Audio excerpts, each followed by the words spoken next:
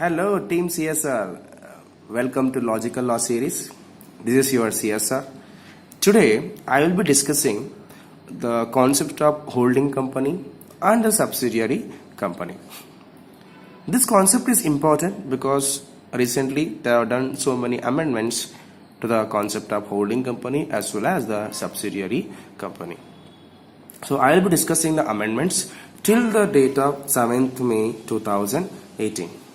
So let's discuss the definition of the holding company. If you see the Companies Act 2013, there is no clear definition of holding company.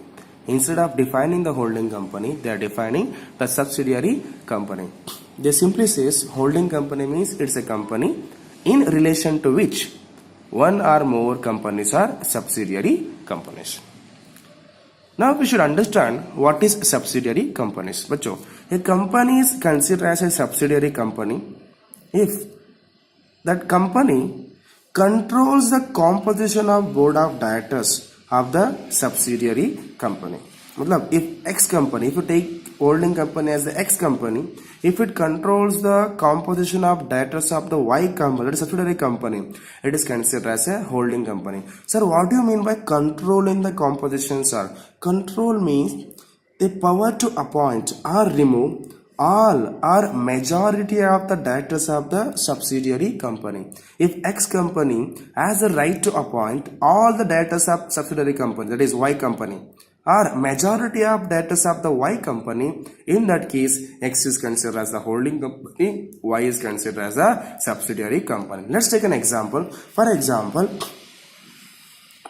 if there are 10 directors in the Y company, that is this example, and out of 10 directors, 6 directors are appointed by the X company, that is X company has a right to appoint the 6 directors, that is majority of directors of the Y company. Or if the X company has a right to remove the 6 directors of the Y company, in that case that X company is considered as the holding company, Y company is considered as the subsidiary company.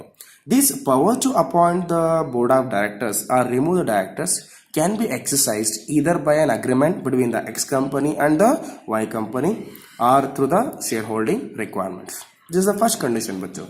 Next one is if the X company holds more than more than 50% of the total voting power. Be careful. In the Companies Act 2013, we used to study the share capital. Share capital means it includes equity share capital as well as the convertible preference shares. Now the Act clearly indicates that it is the total voting power, means the equity share capital having the voting rights. Clear? These voting rights can be held by the X company itself, that is holding company itself, or with one or more subsidiary company. So this is the one of the important provisions. For example, to make this concept clear, let's take an example. What is the example, sir? For example, X company is the holding company, Y company, there are two companies, X company and the Y company. X company holds more than 51% of voting rights in the Z company. Now X company is a holding company, Z company is a subsidiary company. Clear, right? Now the X company holds 35% of the voting rights in the Y company, and this Z company, that is subsidiary of the X company, holds 16% of the voting rights of the Y company. Now in this case the Y company is considered as the subsidiary of the X company. Why? Because both X and Z dono milkar combiningly they are holding how much? 51%. 51% is 35% plus 16% by the Z company and X company. 51%. That is why now Y company is considered as the subsidiary of the X company. So this holding of voting power can be by X company itself or with one or more subsidiaries. Clear? Then it is considered as the holding company, other company is considered as the subsidiary company. It also includes the chain holding relationship. Sir, what is chain holding relationship, sir? Means the subsidiary's subsidiary is also considered as a subsidiary of the holding company. For example, X company is holding more than 51% of more than 50% of voting rights in the Y company. Y company holds more than 50% of voting rights in the Z company. Now for the X company, Y as well as Z is considered as the Y as well as Z is considered as the subsidiary company. Why? Because the subsidiary's subsidiary is also considered as the subsidiary of the holding company.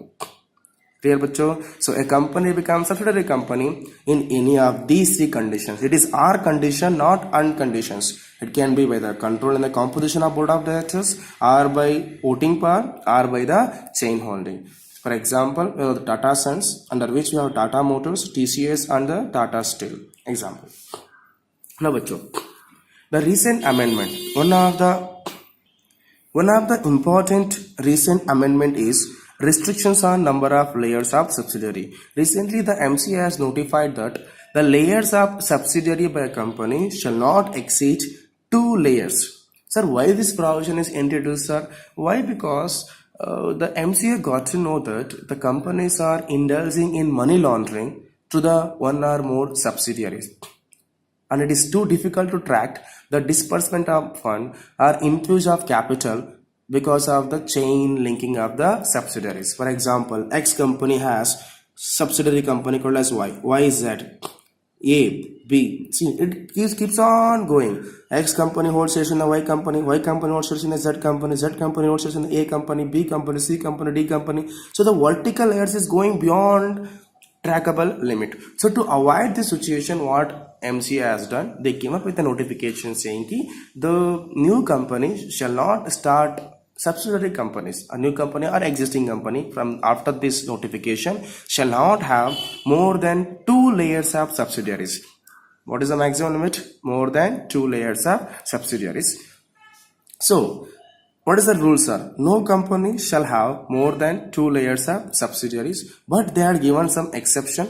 This provision, that is the restrictions on layers of subsidiary, is not applicable to banking companies, non-banking financial companies, insurance company, and the government company. But this rule is applicable to body corporate. Sir, what is body corporate, sir? I think you have studied in the introduction level. Body corporate includes the foreign companies. All body corporates are companies, but all companies are body corporate. All body corporates are not company. For example, LLP is a body corporate.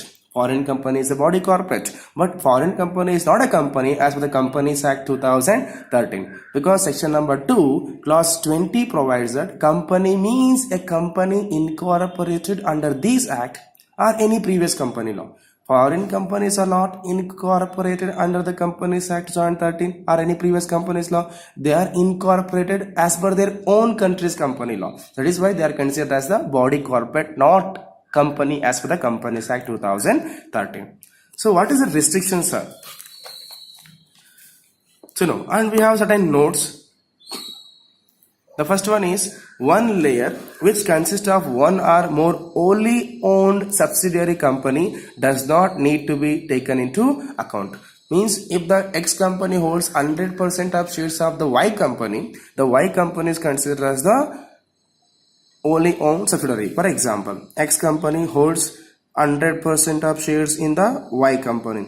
In that case, this Y company is considered as the wholly owned subsidiary company. They will not be taken into consideration. How many layers are? Only one layer. And the subsidiary is incorporated outside India. If Indian company incorporates subsidiaries outside India, those subsidiaries will not be taken into consideration for the purpose of number of layers. Let's take an example. With the example, we'll get the better clarity.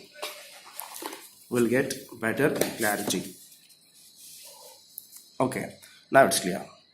Yeah, let's take an example. There is a company called as XYZ company which is holding shares in the following companies. Now, if XYZ company is the holding company of A1 company, which is wholly owned subsidiary, means XYZ company holds 100% of shares in the A1 company. In that case, this is not considered for the purpose of restrictions on the number of layers, because one layer consisting of wholly owned subsidiary company is exempted from restrictions. Now, A1 company holds shares in the A2 company. A1 company is the holding company of the A2 company as well as XYZ company. This one amounts to one layer. Then A2 company holds shares in the which company? A3 company. This one is a second layer. This is the maximum layer, that is the vertical subsidiaries. They can't go beyond this layer. So can they form A4 company? No. A3 company cannot be having a subsidiary as a A4 company. Clear, bacho? Or we can take another example. XYZ company is holding shares in which company? B1 company. Means B1 company is a subsidiary of the XYZ company. This is the one layer. B1 company is holding shares in the B2 company. This is the second layer. Now B2 company cannot have the subsidiaries, because as per the notification, the number of layers are restricted only to maximum 2. Another, for this example, that is subsidiaries incorporated outside India is not applicable. Now XYZ company holding shares in the C1 company, more than 51%. Subsidiary company, holding company. This company holds more than 51% of share capital of the C2 company. One layer, two layers. And this C2 company holds more than 51% in the C3 company, that is the foreign subsidiary. So this foreign subsidiary will not be taken into account. Matlab, they are not violating the provisions of the restrictions of number of layers. Yeah, bacho, the layers nothing but the subsidiaries. The vertical subsidiaries should not be more than 2 layers. Sir, can they go horizontally, sir? Yes, they can have any number of companies. XYZ company can have horizontal subsidiaries. A1, B1, C1, D1, E1, F1, all those subsidiaries. But the subsidiaries, that is the vertical subsidiaries, should not be more than 2 layers. Now we have the logic. Can a one-person company be a holding company? We know one-person company cannot carry the business of investment activities as well as the non-banking financial activities. So by shareholding though they can't become a holding company, but there is a chance that they can become a holding company through an agreement. So what is holding company, sir? We have 3 restrictions. They can't hold shares, so this condition is not applicable. But they can become the holding company by controlling the composition of board of directors of the other company. So can a one-person company be a holding company? The answer is yes, only with the agreement, not by holding shares. Why? Because the Companies Act prohibits a one-person company from investment activities.